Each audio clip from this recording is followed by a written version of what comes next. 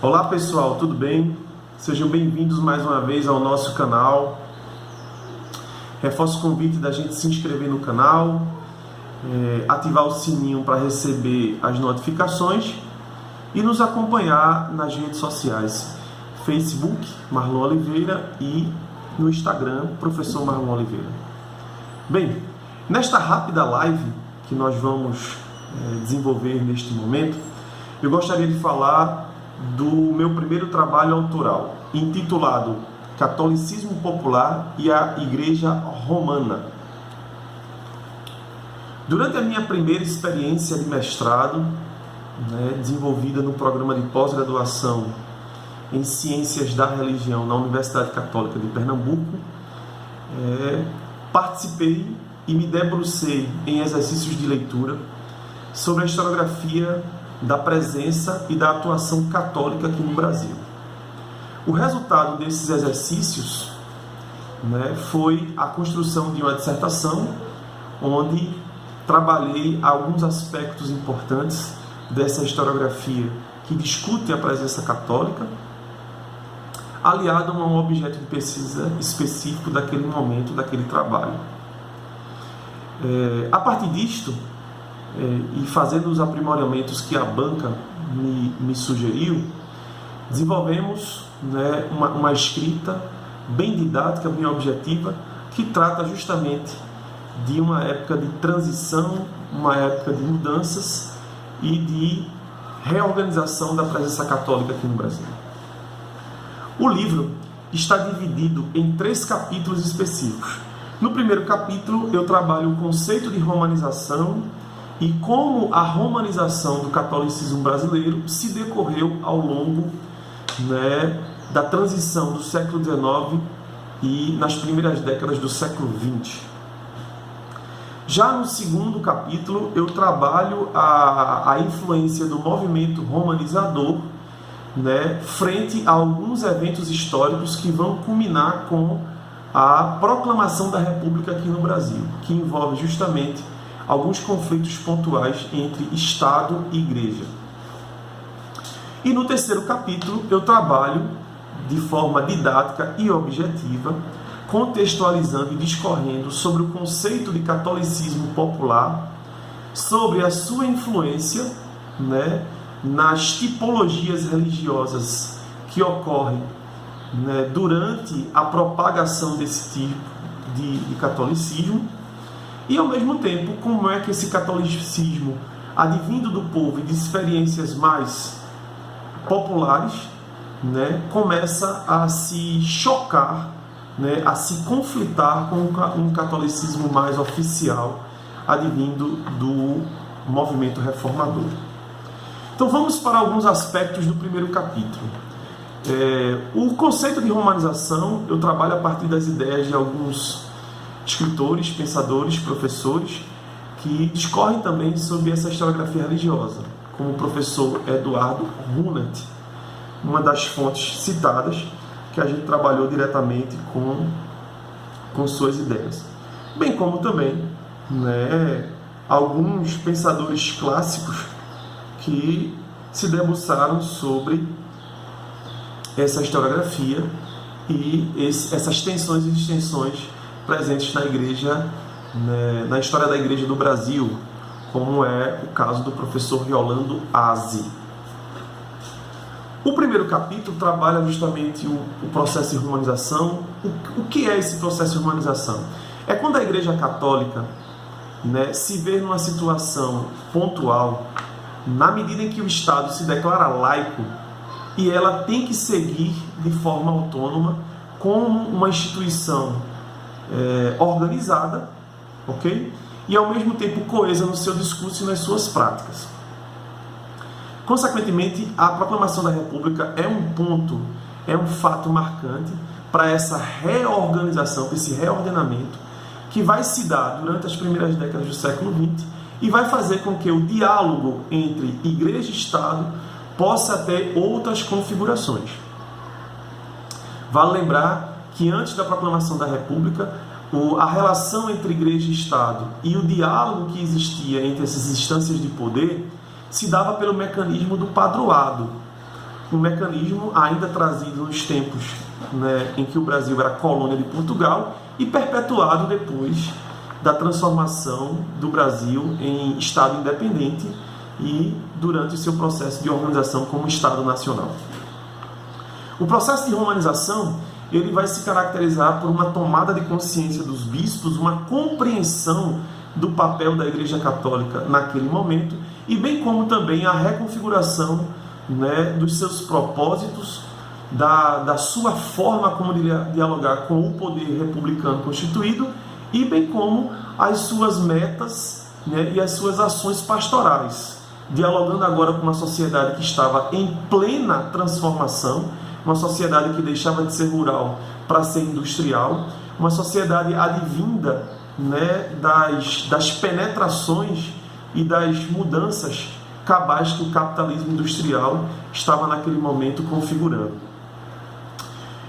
Outro aspecto relevante desse primeiro capítulo é a posição dos bispos brasileiros, dos prelados brasileiros, que tomam para si um discurso mais contrito, mais conciso, de certa forma, com o Vaticano e a Santa Sé, incluindo assim nas suas ações e nas suas posições esse discurso, fazendo com que o catolicismo passasse a ter um aspecto mais romano, mais oficial, mais direto, alinhado às perspectivas da Igreja no âmbito mais universal.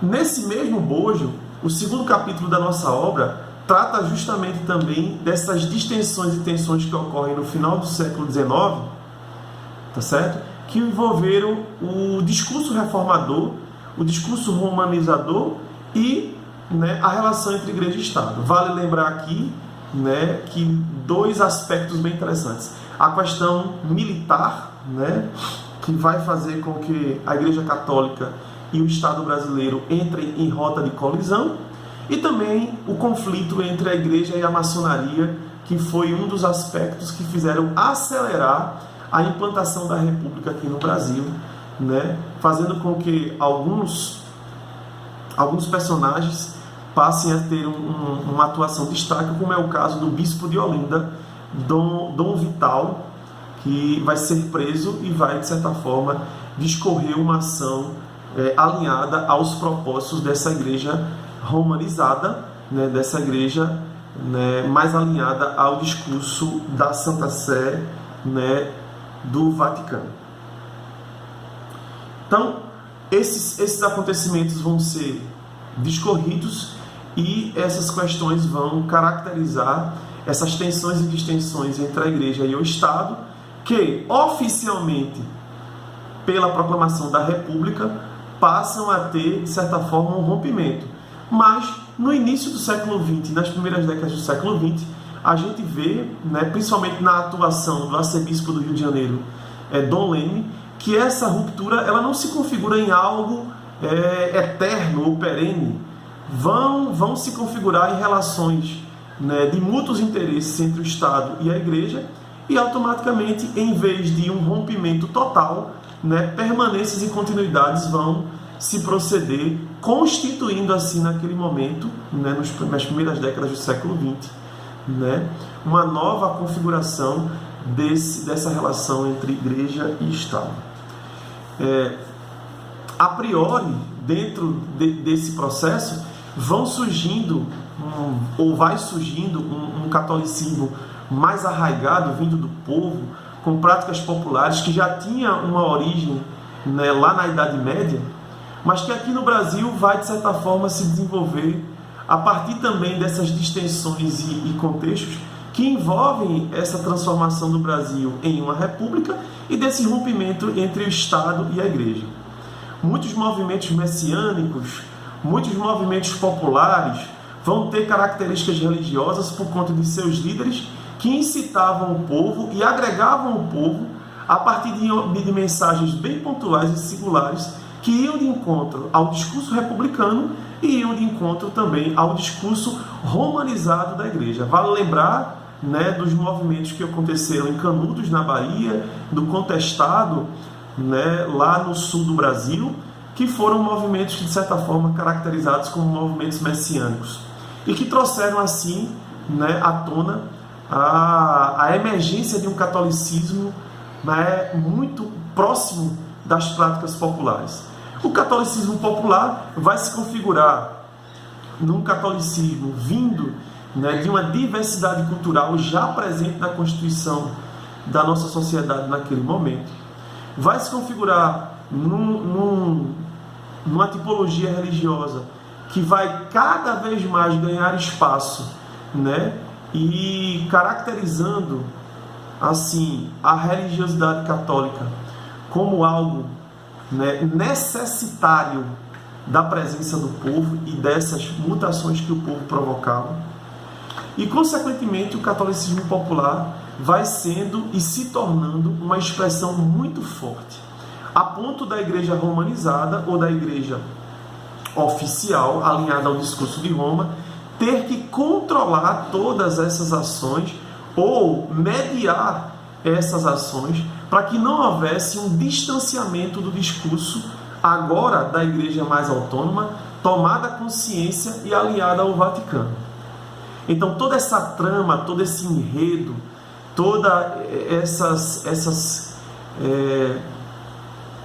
esses percalços que ocorrem no percurso histórico estão aqui, né, discorridos e contextualizados nessa obra, né, uma obra que tem, né, pouco menos de 120 páginas. Então é um livro bem gostoso de se ler, modéstia à parte, né? Claro que a gente tem que, de certa forma, reconhecer que ainda precisa melhorar em dado momento, mas é uma leitura agradável, é uma leitura convidativa, é uma leitura provocativa, principalmente para aqueles e para aquelas que gostam de discutir, que gostam de conversar, que gostam de teorizar sobre essa presença religiosa e institucional católica dentro do percurso histórico da história do Brasil. Então eu convido todos vocês a estarem comigo nestas discussões, né? Pode deixar sua pergunta, pode deixar a sua dúvida, pode também deixar sua sugestão de leitura e sua provocação, que a gente vai, na medida do possível, respondendo, interagindo, conversando e, claro, né, trocando informações e construindo conhecimentos, que é o mais importante. Se alguém se interessar em fazer a leitura ou adquirir o nosso trabalho, por favor, nos acione pelas redes sociais, ou Instagram ou Facebook. Repito, Facebook Marlon Oliveira. No Instagram você me encontra lá, Professor Marlon Oliveira. Tá certo? Deixa teu like, deixa assim um abraço para todos e que a gente possa estar sempre juntos aí nessa lida e nessa troca de conhecimentos, construindo informações importantes que possam, né, abastecer e dar consistência à nossa bagagem intelectual. Um forte abraço a todos!